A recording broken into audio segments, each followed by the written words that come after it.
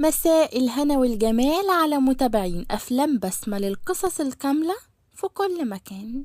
معاكم بسمة رجب. يعني إيه خمار؟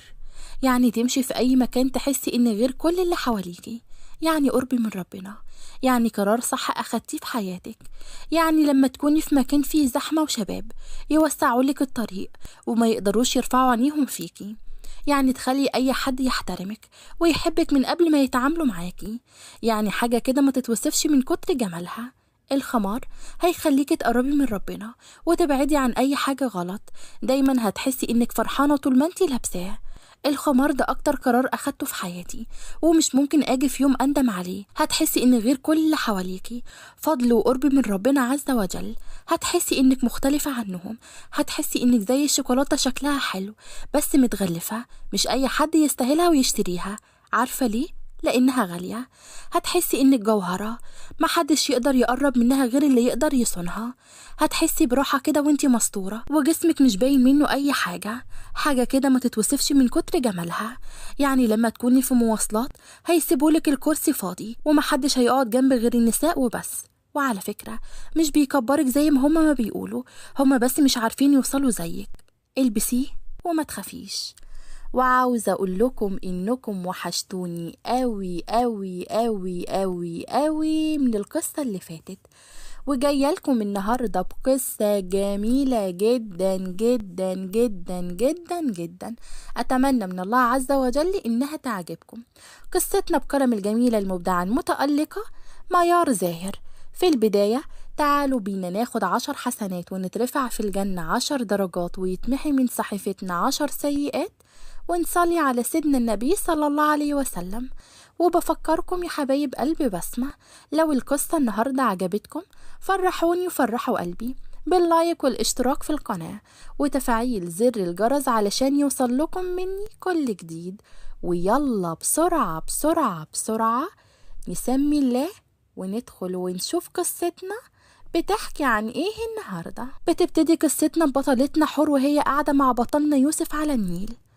ها بقى، مش هتقول لي هاجي اتقدم امتى؟ كلم بابا وشوفه هو هيقولك ايه. ابوكي؟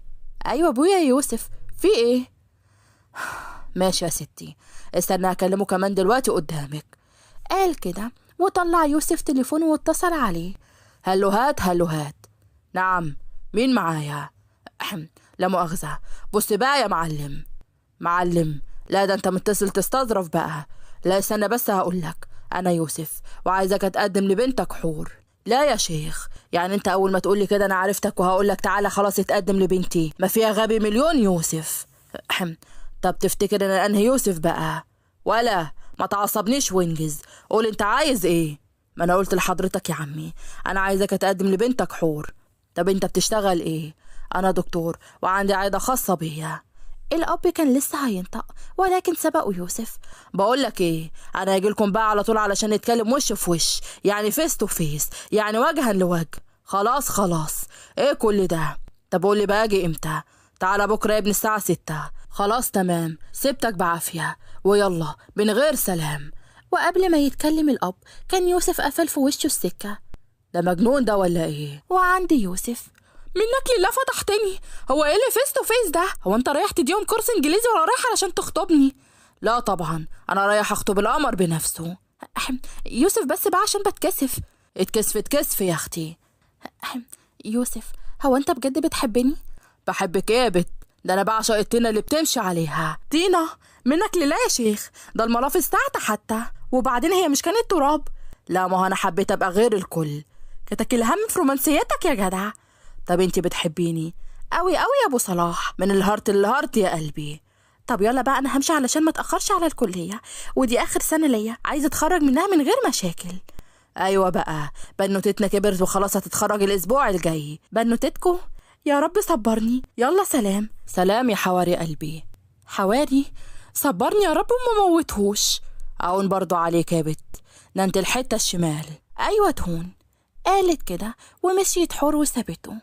اسياو البت دي هتجوز واحدة تعذبني وتجوعني وتقطعني وتحطني في كيسة سمراء وترميني لكلاب الشوارع وقبل ما يكمل كلامه جت عليه واحدة عجوزة. مالك يا ابني؟ بتتكلم مع نفسك كده ليه؟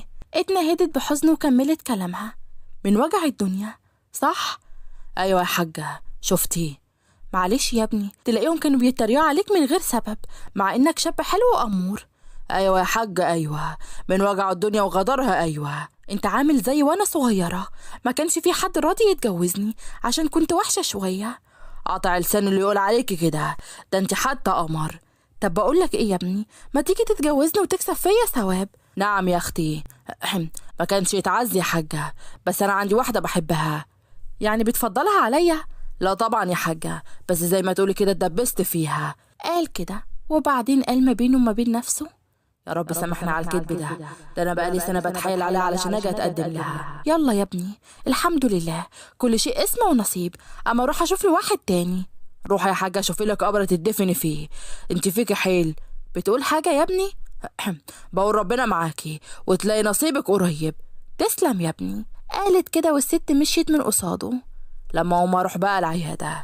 قال كده وبعدين راح العيادة بتاعته، وأول لما وصل لقى السكرتيرة قصاده. عامل لي عصير تفاح بالخوخ وهاتهولي. تفاح بالخوخ يا دكتور؟ هو حضرتك كل يوم تطلب الكوكتيل الغريب ده؟ أيوة يا ستي. عارفة ليه؟ ليه؟ أصلي بتوحم عليه. كر كر كر كر. نعم. ما أقصدش، أنا بس بحب الكوكتيلات الغريبة دي، فاعمليه وهاتيه. حاضر يا دكتور. قالت كده وبعدين دخل يوسف على مكتبه وقعد على الكرسي، وبعد شوية السكرتيرة دخلت وفي ايديها العصير. اتفضل يا دكتور. تسلمي. طيب يا دكتور ادخل المريض الاولاني؟ تمام. هزت راسها السكرتيرة وخرجت. استعنا على الشقة بالله، احلى مجال في الطب هو الاطفال. ياه بنقابل احباب الله كل يوم. قطع كلامه ودخل واحدة ومعاها طفلة. اتفضلوا. البنت وامها قربوا من المكتب وبعدين قعدوا قصاده. ها بقى بتشتكي من ايه يا مدام؟ بشتكي من ايه؟ هو مش حضرتك دكتور اطفال؟ ايوه صح. طب بتشتكي من ايه يا عسولة؟ ردت الطفلة وقتها ببراءة. انا كل يوم برجع وبطني بتوجعني وبدوخ وبصدع وبقول لماما اني حامل ودي اعراض حمل، بس هي مش مصدقاني. الام كانت لسه هتنطق وتسكتها لكن سبقها يوسف. ايوه صح، دي اعراض حمل. طب ما تعملي اختبار تتاكدي برضو. ما انا بقول لها كده وهي مش راضيه. طب من مين يا حبيبتي؟ مش عارفه، بس ممكن اتجوزك انت يا حليوه ويكون منك انت. نعم يا اختي، وانا اشيل الشيله بقى. يعني عايز ترميني انا واللي في بطني؟ هي دي برضو اخرتها؟ انا اسف بس انا مش هقدر اكمل مع واحده خانتني. دي برضو اخرتها يا دكتور؟ كل ده كان بيحصل في وسط صدمه الام اللي كانت فاتحه بقها. هو ايه الهبل ده؟ المدام عايزه ترجع لي بعد ما خانتني، يرضيكي كده؟ هو بجد ايه ده؟ حضرتك مش دكتور ولا ايه؟ انا جايه لحضرتك هنا علشان تعالج الطفله، مش تقول لها الهبل اللي بتقوله ده. ده بنت اسمك ايه يا شاطره؟ اسمي ملك. عاشت الاسامي يا ملوكه. طب بصي بقى، احنا هنكشف عليكي ونشوف هل انت حامل ولا لا. خلاص اوكي، بس لو طلعت حامل هتعمل ايه؟ هشيل ليلة وهتجوزك امر الله. خلاص اتفقنا. لا ده بقى كده استعباط. يا فندم اهدي، خليكي فريش الفرافيش، احنا عادي جدا ونحب نعيش الدور، وطول ما الجو لذيذ خليكي على الهادي. قشطه. قشطه يا دكتور، قالتها ملك ببراءه. يلا يا بنتي، احنا الظاهر جينا لدكتور اتهبل في مخه. ما تهدي يا وليه. اقصد يا مدام انا بس بهزر معاكي عشان ما قلقش البنت. هو عشان ما تقلقش البنت تقول الكلام ده؟ يلا بس نكشف عليها الاول لحسن البيبي يسقط. قصدي يعني يحصل لها حاجه وحشه. قامت ملك وقعدت على السرير، وبعدين يوسف بدأ إنه يكشف عليها، وبعد ما خلص: الحمد لله مش هشيل الليلة. نعم. الحمد لله بنتك طلعت عندها جرثومة في المعدة. ملك عيطت في الوقت ده. يعني أنا مش حامل يا دكتور؟ الحمد لله عدت على خير. وحضرتك فرحان ليه؟ هي دي حاجة تفرح يعني؟ دي جرثومة حضرتك. يا ستي أنا واحد فرفوش. المهم بقى تعالى لما أكتبلك على العلاج اللي هتاخده. وفعلا بدأ يكتب لها يوسف على العلاج في روجيتا واداها للأم. يلا مفيش بقى نصيب معاك يا دكتور. معلش يا ملك، يمكن ربنا شايلك حد أحسن مني. يا ريت ادعي لي يا دكتور ربنا يرزقني بالزوج الصالح. الأم كانت مصدومة من كل اللي بيتقال قدامها، فمسكت بسرعة بنتها ومشيت، وبعدين دخلت واحدة وراها ومعاها ابنها. الحقني يا دكتور، ابني اتخبط في مناخيره ووقع اغمى عليه، بس الحمد لله فوقناه، بس نزف كتير قوي. ايه بتقولي ايه؟ نزف يما؟ نعم. انا بخاف قوي على فكرة من النزيف. حضرتك بتخاف منه؟ ما الدكتور ازاي؟ ما هو مش معنى ان انا دكتور يبقى قلبي جامد، لا انا بخاف منه قوي. لو سمحت أنا مش بهزر، شوف ابني ماله. قام يوسف من على الكرسي بسرعة. بالله عليك لأ، ابعدي عني. لا بجد انت أهبل بقى، أهبل وعبيط كمان، بس بالله عليك ابعدي عني. أيوة طب المفروض أعمل إيه دلوقتي؟ يوسف كان بيحاول يفكر في حل، ولكن ما لقاش حاجة غير إن هو اللي يعالجه. أنا أعالجه بقى وأمر الله. نايم يوسف الطفل على السرير وبص على مناخيره اللي كانت بتنزف. كان حاسس إنه عايز يرجع، بس فضل ماسك نفسه لحد ما خلص. أنا خلصت، غوروا بقى. وقبل ما تنطق الأم كان يوسف جري على الحمام وبدأ يجيب كل اللي في بطنه. إيه الدكتور المجنون ده؟ قالت كده، وبعدين أخدت ابنها ومشيت بغيظ. وبعد معاناة بطل يوسف ترجيع أخيرا، وبعد كده راح على السرير وفرد جسمه عليه. وفي الوقت ده دخلت السكرتيرة واتصدمت أول ما لقيت يوسف نايم على السرير. دكتور يوسف، أدخل اللي بعد ولا حضرتك تعبان؟ لا قول لهم يجوا في وقت تاني، أنا تعبان قوي. تمام يا دكتور. وعند حور كانت واقفة مع صاحبتها مريم قدام الكلية. انت هتروحي على طول ولا هتروحي في حتة؟ لا هروح ليوسف في العيادة اسلم عليه وبعدين هروح. يا اختي هو لحي يوحشك؟ ما كان لسه معاك يا بنت قبل ما تيجي.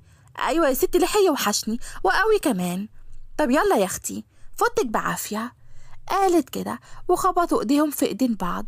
وبعد كده مشيت مريم وحور راحت ليوسف العيادة. واول لما وصلت، لو سمحتي دكتور يوسف جوه؟ ايوه اتفضلي. حور كانت لسه هتدخل ولكن السكرتيرة وقفتها.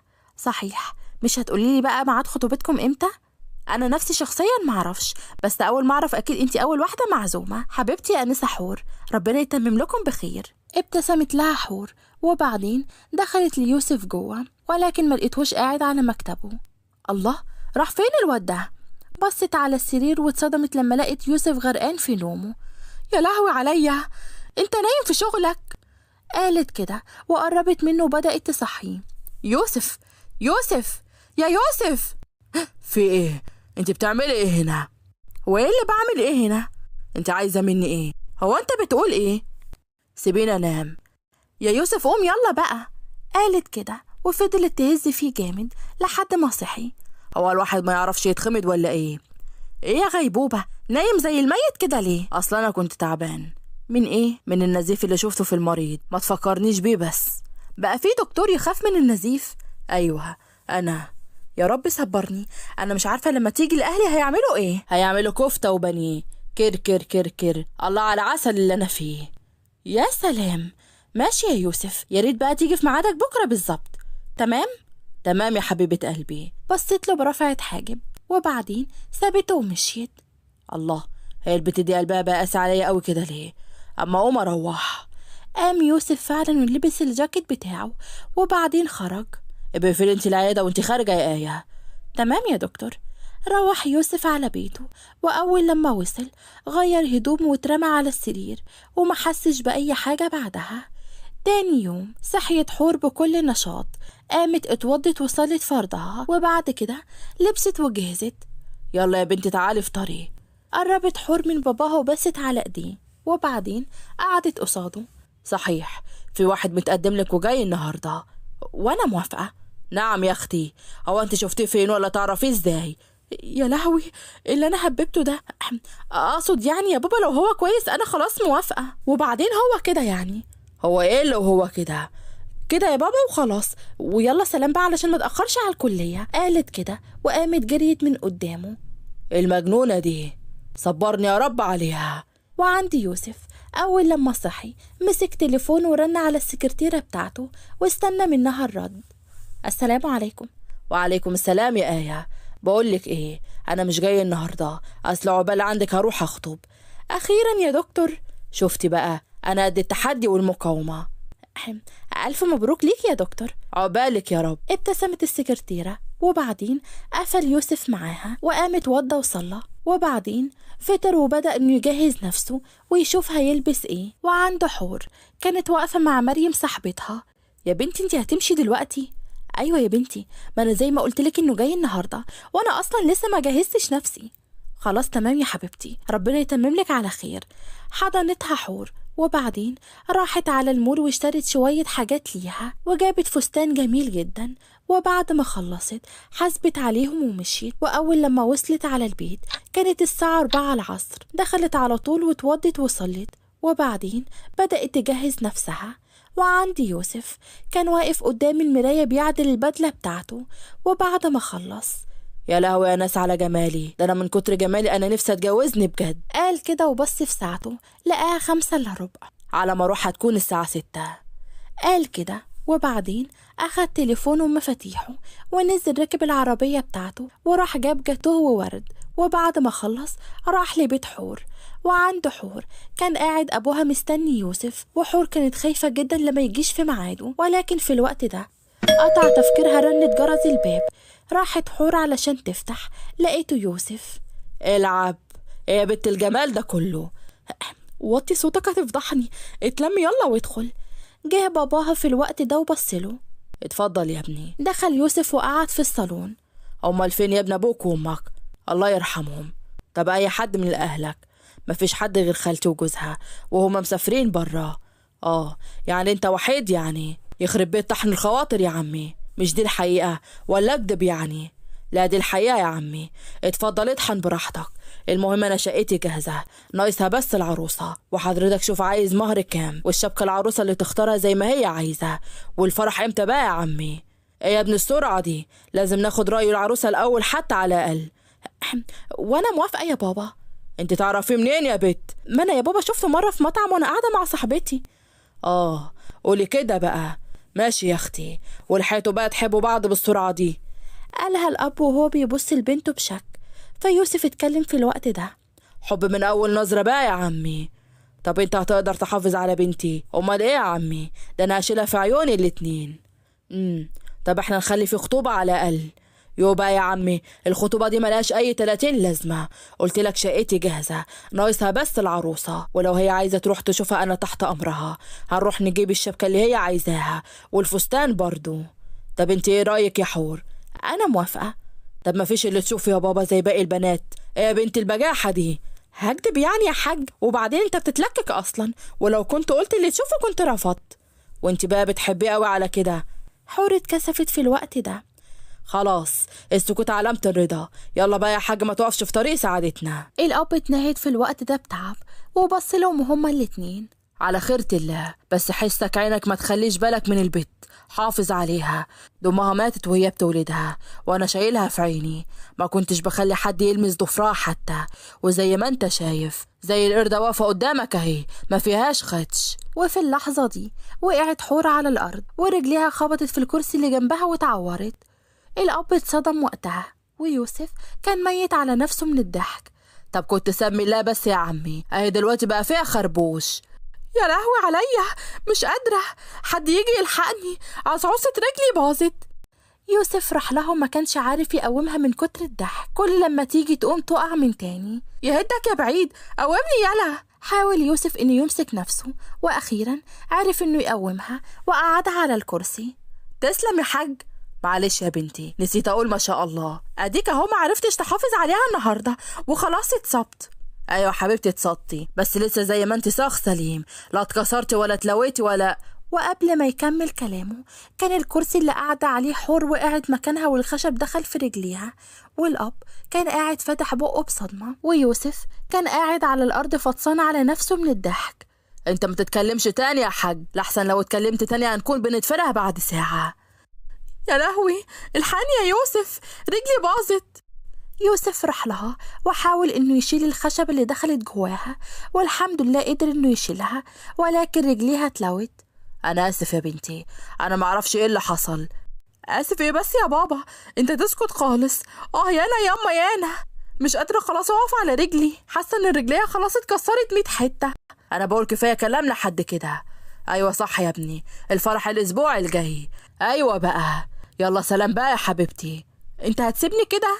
معلش انت اتلويتي واتكسرتي واتخربشتي، ما حصلش حاجة يعني. انا بقول كده برضو، يلا غور من وشي، يبتليك بمصيبة يا بعيد. ضحك وقتها وبعدين نزل وركب عربيته وهو لسه بيضحك. وعند حور باباها قومها وقعدها على الكنبة. انت كويسة يا بنتي؟ ايوه يا بابا الحمد لله. انا مش عارف ايه اللي حصل لك، ده انت كنت وقبل ما يكمل كلامه كانت حور قامت بسرعة ووقفته. بالله عليك لا تسكت، انا مش ناقصه يا بابا. خلاص خلاص ماشي يا بنتي. وعدى اليوم على خير من غير اي احداث تانية. وتاني يوم صحي يوسف على رنة تليفونه، بص لقاها حور اللي كانت بترن. يا صباح القشطاط على عسليات. صباح النور يا اخويا، المهم انا هاجي انا وابويا نشوف الشقة النهاردة. خلاص ماشي مستنيكو، سلام يا حبيبتي. قال كده وبعدين قفلت حور معاه. يوسف غمض عينيه وكان لسه هيروح في النوم، ولكن قام نط من على السرير بسرعة. يا لهوي دول جايين النهارده. بص حواليه لقى الأوضة زي الزريبة.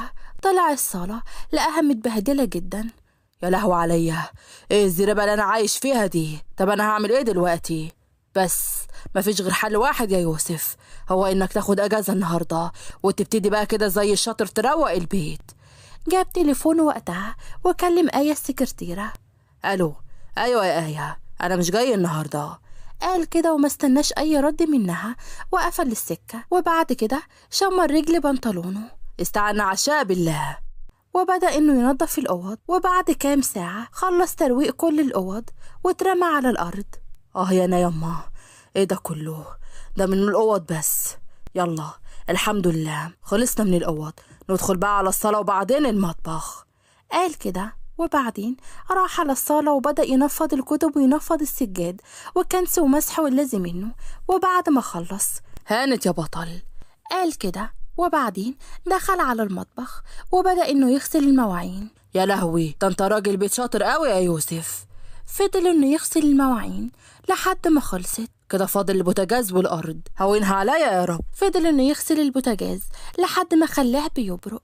وبعد كده جاب الجردل وبدأ انه يمسح الأرض كلها. وبعد ما خلص رمى نفسه على الكنبة.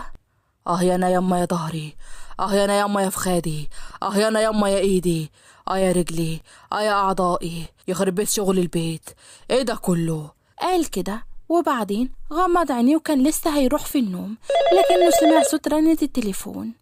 الله يقل راحته اللي بيتصل ده. قام جاب التليفون لقى حور هي اللي بترن. الو، ايوه يا يوسف، انا وبابا تحت البيت. اتفضلوا طبعا اطلعوا. قفل معاها وبسرعة دخل غير هدومه ورش برفانه بقى على سنجة 10 وعنده حور. يلا يا بابا نطلع. طلعت فعلا هي وباباها. وأول لما وصلوا قدام الشقة بدأت حور تخبط على الباب، فجه يوسف في الوقت ده وهو بيعدل شعره. أيوة جاي. فتح بسرعة الباب. أهلا أهلا يا عمي، نورت. وأنا إيه شفافة؟ ما انت على طول منورة حياتي يا حبيبتي. ولا اتلمي يلا وورينا الشقة. طبعا يا عمي، اتفضلوا يلا. بص بقى يا عمي، دي الصالة هي محدثة بأعلى جودة. هو ايه اللي محدثة بأعلى جودة؟ هي تلاجة يا ابني. معرفش يا عمي، هما بيقولوها كده في التلفزيونات بالظبط، ولا انت ايه رأيك؟ مش بطالة. ايه رأيك يا حور؟ عجبتني قوي. حلوة يا حبيبتي.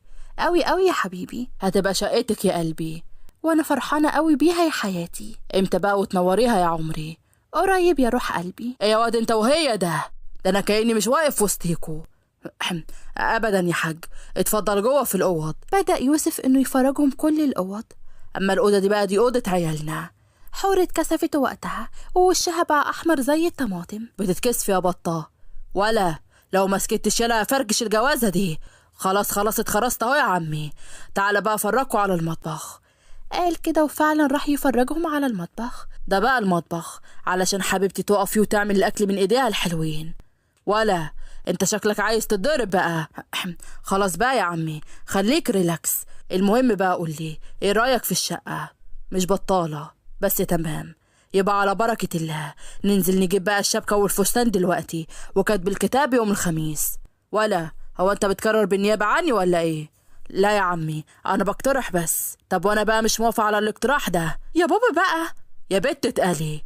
لا ما انا ما عنديش مركز التقل ده، عندي مركز الخف. كر كر كر كر. طلعالي يا بت زي العسل. تسلم لي يا حبيبي. خلاص كاتكم القرف انتوا الاتنين. طب يلا بقى يا بابا علشان نروح نجيب الشبكة والفستان. ماشي يا بنتي، يلا يلا يا حبيبي. يلا يا حبيبتي. كان الأب هيتشل منهم هما الاتنين ومن رومانسيتهم المعفنة اتناهد بيأس منهم وبعدين نزلوا كلهم على تحت. اتفضلي اركب يا عمي. الأب كان لسه هيركب جنب يوسف، ولكن يوسف وقفه. ما تركب ورا يا عم انت. ليه؟ هو في تعبان تحت ولا ايه؟ لا عادي، بس اصل يعني خلي حور تركب جنبي. طب عندن فيك بقى، لا هركب جنبك. يوسف بص لحور ووشوش لها. بنت انتي ابو كده رخم قوي. ولا اتلم يلا بدل ما اقوله ويفركش الجوازة دي. براحتك يا عمي، اعمل كل اللي انت عايزه. قال كده وباباها ركب. وبعدين حور ويوسف ركبوا هما الاتنين. بعد فترة من الوقت وصلوا لمحل الفساتين، وحور نزلت بسرعة وعينيها جت على فستان أخدته وراحت تقيسه. بنتك دي أسرع من الصاروخ يا عمي. أنا أعرف إن الاختيار الفساتين بياخد وقت، لكن بنتك أول ما دخلت المحل اختارت على طول. يا ابني أنا أصلا بنتي مش متعبة، أنا بنتي نادرة خالص. وفي الوقت ده طلعت حور وهي لابسة الفستان. ايه رأيكم؟ أنا عجبني قوي. أنا كمان عجبني. خلاص يبقى تاخديها حبيبتي. في الوقت ده الأب بص عليها بفرحة. اللي تشوفيها بنتي هو جميل قوي عليكي. وبالفعل أخدوا الفستان ويوسف حاسب عليه. وبعدين راحوا كلهم لمحل الذهب. بصي بقى يا حبيبتي، اختاري كل اللي انت عايزاه. بص أنا عايزة دي ودي ودي، وعايزة السلسلة دي كمان، والغويشة دي، وعايزة كام طقم كده. غيري يا حبيبتي، مش كل اللي بتتمنيه قوي يعني، انت كده بتفلسيني. ما تخليها يوسف تشتري اللي هي عايزاه. اشتري يا حبيبة بابا كل اللي انت عايزاه. حسبي الله ونعم الوكيل. بتقول حاجة يا ابني؟ لا يا عمي، أنا بدعي إن ربنا يتمم على خير. وبعد فترة كبيرة من الوقت حور خلصت في الوقت ده.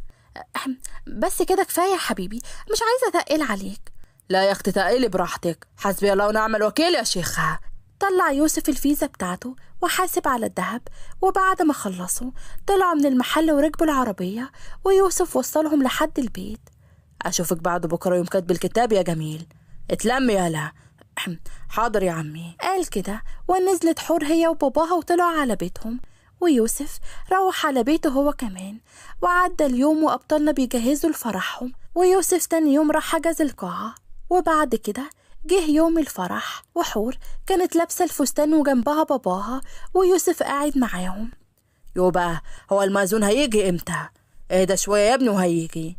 وبعد 10 دقايق كان وصل المأذون. أخيرا، قالها يوسف وقام وقف بسرعة. وبعد كده المأذون قعد وبدأ في مراسم كتب الكتاب. وبعد ما خلص قال جملته الشهيرة: بارك الله لكما وبارك عليكما وجمع بينكما في خير وعلى خير. يوسف في اللحظة دي الفرحة ما كانتش سايعاه، وقام بسرعة من مكانه وجري على حور بكل حب. مبروك مبروك يا حبيبتي. الله يبارك فيك يا حبيبي. طب ايه يا عم انت، هنفضل طول اليوم هنا ولا ايه؟ يلا نروح على القاعة. ايوه بقى يا حبيبي، يلا نروح على القاعة، عايزة شهيص كده وهيص. وبالفعل راحوا على القاعة، والكل كان عمال يبارك لهم، وفضلوا يهيصوا لوقت كبير قوي. وبعد وقت كانت حور قريبة من باباها وعمالة بتعيط: هتوحشني قوي يا بابا. وانت اكتر يا حبيبة بابا، احنا مش هنخلص ولا ايه؟ اسكت يالا. حاضر يا عمي. ولا خد بالك من بنتي وإياك تزعلها يا عم، دي في عينيا وفي قلبي. قال كده. وبعدين اصحاب يوسف باركوله. وبعد كده روحوا هما الاتنين على بيتهم. وأول ما يوسف فتح باب الشقة، ياه أخيرا يا حبيبتي، كانت حور مكسوفة قوي وحاطة وشها في الأرض. وفجأة لقيت يوسف اتشعلق فيها. يا لهو عليا، الحقيني يا حور. حور كانت فاتحة بقها من كتر الصدمة. يا بنت انت لسه واقفة مكانك، موتيه بسرعة. قالها وهو بيشاور على صرصار. بقى انت خايف من الصرصار؟ لو كمان بتتحمى فيا؟ يا لهو على بختك المايل يا حور. لو بتقول كمان لابويا اني هشيلها في عينيا وفي قلبي، ده انا هحافظ عليها، وانت اصلا خايف من صرصار؟ منك لله يا شيخ. قالت كده. وبعدين قلعت حور جزمتها وموتت الصرصار. الحمد لله، انا كنت هاجي اموته على فكرة، بس انت سبقتيني. تعيش يا حبيبتي. اوعى من وشي يا يوسف. قالت كده بغيظ. وبعدين دخلت حور الأوضة بكل عصبية. الله، مالها دي؟ هو أنا عملت لها حاجة؟ تاني يوم صحيت حور ودخلت الحمام، أخدت شاور واتوضت. وبعدين طلعت لبست إسدالها وصلت الفرض اللي عليها. وبعد ما خلصت راحت على المطبخ وعملت الفطار، وبعد كده راحت ليوسف علشان تصحيه. يوسف يلا يا حبيبي قوم علشان تفطر. حاضر ماشي. قوم بقى يلا. حاضر. صباح القشطة يا عسل. صباح الجمال يا حبيبي. قوم يلا اتوضى وصلي. قام فعلا يوسف اتوضى وصلى وطلع على الصالة هو وحور، وقعدوا وبدأوا انهم ياكلوا. الأكل زي العسل عشان من إيديك الحلوين يا قلبي. شكرا يا حبيبي. الحمد لله شبعت. يوسف قلبه انت ما كلتش ليه؟ لا ده أنا خلاص مش قادر، شوية كده لو جوعت هبقى أكل تاني. ماشي يا حبيبي، بس أنا عايز أخرج، ممكن؟ بس كده عيوني يا حبيبتي. قومي البسي. فريرة قالتها بفرحة، وبعدين راحت فعلا لبست، وبعد ما خلصت أنا خلصت أهو. طيب ماشي اديني دقيقة هلبس. وفعلا راح يوسف لبس بسرعة، وبعد كده طلع لها. يلا بينا. نزلوا تحت هما الاتنين، ولسه بيقرب من العربية علشان يفتحها. يوسف أنا مش عايزة أركب العربية، أنا عايزة أتمشى، ممكن؟ ممكن طبعا يا حبيبتي. بدأوا هما الاتنين يتمشوا وخرجوا وراحوا أماكن كتير لحد ما الليل دخل عليهم. يوسف قولي يا حبيبي، أنت بتحبني قوي ولا بتحبني بس؟ هتفرق يعني؟ قول بس يا يوسف. لا بحبك قوي. بجد؟ طب أقولك بقى على الأتقل، بعشقك يا قلبي. لا ده أنا كده هيغمى عليا. قالت كده، وفجأة جه عليهم واحد من وراهم. يا بختك يا عم. بص ليوسف بضحكة. الله يبارك لك. قال كده، وبعد كده بدأ البلطجي يبص على حور من فوق لتحت. لا بس وعرفت تختار. وقبل ما ينطق يوسف، حور راحت ودت البلطجي ده بالقلم. ما تتلمي يالا.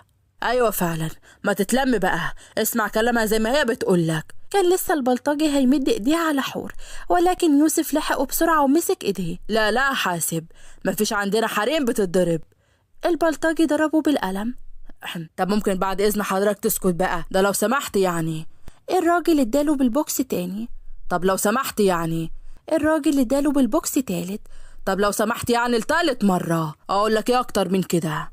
في الوقت ده البلطجي طلع مطوة من جيبه ولسه هيدخلها في بطنه، ولكن مرة واحدة جه عليهم واحد وبدأ انه يضرب البلطجي. الله عليك يا جدع، كمل بشجعك اهو، اديله في بطنه، ايوه خليك في كوعه، ايوه خليك كمان في ظهره، ايوه اكسر العصعوص. ما تروح تساعد يا يوسف. لا كان نفسي، بس خايف يزعل مني. يزعل منك ليه؟ عشان مثلا لو عايز يضرب في حتة وانا ثباته هيزعل، وانا بصراحة ما يرضينيش حد يزعل مني ابدا. وقبل ما حور ما تنطق كان الراجل رمى البلطجي على الارض. عاش يا بطل. بقول لكم ايه انتوا الاتنين، ما تمشوش في حتة زي دي تاني والا هتتأذوا. انتوا تحمدوا ربنا اني جيت في الوقت المناسب. تسلم يا جدع، بجد مش عارف اقول لك ايه. المهم بس خلي بالك من مراتك وحافظ عليها، دي في عناية وفي قلبي. قال كده فمشي الراجل من قدامهم. ما هو واضح فعلا ان في عينيك وفي قلبك. حسبي الله ونعم الوكيل فيك يا يوسف يا ابن ام يوسف. ليه كده بس يا حبيبتي؟ حبك بورس يا بعيد، انا عايزه اروح. انت شكلك تعبت من اللف، يلا يا حبيبتي. مشي هما الاتنين وروحوا على بيتهم، وعدى شهر كامل ويوسف لسه زي ما هو. وفي يوم كانت قاعدة حور مع يوسف على السفرة وهما بياكلوا. بصي بقى الاكل ده انا عاملهولك بايدي، دوقي وقولي رايك. حور بدأت إنها تاكل، لكن حست إن الأكل طعمه مر في بقها. هو ليه الأكل؟ ما كملتش الكلمة، قامت وجريت بسرعة على الحمام تجيب كل اللي في بطنها. ياه للدرجات الأكل عجبها. خرجت حور من الحمام بعد شوية وهي حاسة إنها تعبانة جدا. قرب منها يوسف بقلق في الوقت ده. مالك بس يا حبيبتي، الأكل عجبك قوي كده؟ يوسف أنا حاسة إني دايخة قوي. طب استنى اطلب لك الدكتورة. وبالفعل طلب يوسف الدكتورة، وبعد شوية وصلت وبدأت إنها تكشف عليها. وبعد شوية ملا يا دكتورة؟ مبروك، المدام حامل في الشهر الأول. إيه حامل؟ أيوة حامل. حامل من مين؟ هو إيه اللي من مين؟ هي مش مراتك؟ يوسف وقتها بدأ يستوعب واحدة واحدة. معلش، شكرا لحضرتك. مشيت الدكتورة وهي مستغرباه جدا. وبعد كده دخل يوسف بسرعة الحور. هو أنا مالي يا يوسف؟ مبروك يا حبيبتي، طلعتي حامل. بجد يا يوسف؟ أيوة بجد يا حبيبتي. قامت حور من على السرير وبدأت إنها تتنطط بفرحة. لا حاسبي على نفسك بالراحة. بصي بقى، مش عايزك تتحركي ولا تحركة صغيرة. انت سامعة؟ عايزين البيبي يجي بألف سلامة. أنا بحبك قوي قوي يا يوسف. وأنا كمان بحبك. إيه؟ بحبك. مش سامعة. بحبك بحبك بحبك. وتشابكت عند اللقاء أصابعي، لا الأرض تحملني ولا نبضي معي، لا شيء إلا الارتباك أحسه، وكأنني كلي أذوب بأدمعي. أسلمت قلبي كله في لحظة، ونسيت فيك تدللي وتمنعي. مروا جميعا مثل طيف عابر، وبكيت وحدك عالقا في أضلعي. ولحد هنا بتخلص قصتنا يا حبايب قلب بسمة. أتمنى أنها تكون عجبتكم. لو عجبتكم فرحوني وفرحوا قلبي باللايك والاشتراك في القناة وتفعيل زر الجرس علشان يوصل لكم مني كل جديد. ومع السلامة في قصة جديدة.